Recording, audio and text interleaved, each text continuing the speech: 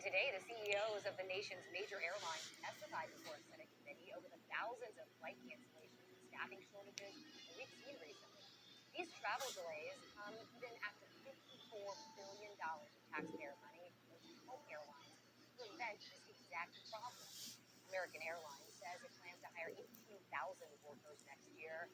Southwest anticipates 8,000 more. But could 5G affect your flight delivery? It's going to be activated across the country, and some airlines have warned it could lead to delays. The FCC says, don't worry about it. Our Malik Rankin explains why the Federal Aviation Administration, the FAA, has issued new directives to keep air travel safe. The FCC 5G rollout can impact a wide range of aircraft operations, commercial flights included. You have huge industries here that have competing interests in terms of getting their products out. Radar altimeters are commonly used in commercial airlines, but what is that? A gauge that allows pilots to know how far they are from the ground below. 5G technology that's being sent out by the cell phone companies operates using radio bands that is close to, but not identical to, what the radar altimeters use on the aircraft. So if there's some spillover, the concern is that it could interfere with the signals in a critical phase of flight.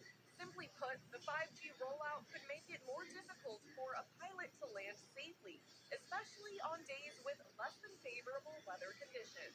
There could be days when the airplane could be an arrival if the radar altimeters would be certified because it would be unsafe. Airlines for America conducted an internal survey to assess potential impacts.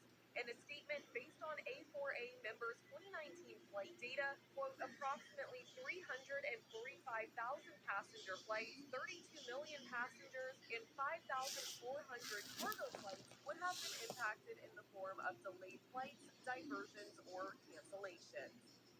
And we did reach out to Tampa International, St. Pete Clearwater, and Sarasota Bradenton airports to learn how this will have local impact. We are still waiting on their responses. As the holiday travel season is here, we will get that information back to you as soon as we hear it.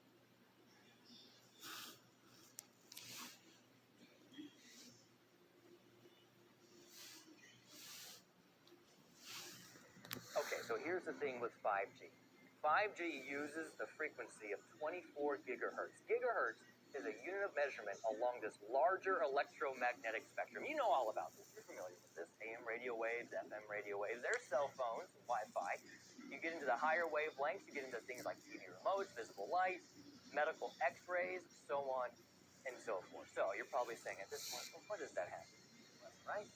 We've got these satellites up in orbit around the Earth, and those satellites pick up on different frequencies. Satellites, though, see atmospheric water vapor at 23.8 gigahertz. So, if you've got that 5G signal emitting out a signal at 24 gigahertz, then our water vapor is at 23.8 gigahertz. That's really close to each other on that larger spectrum. So, if the satellites are looking down to Earth, they're going to get confused. Is it the 5G signal? Is it water vapor? Ultimately, we're not going to be able to determine that, and that data that's used for forecast models is taken right from those satellites. If we can't use that data, those forecasters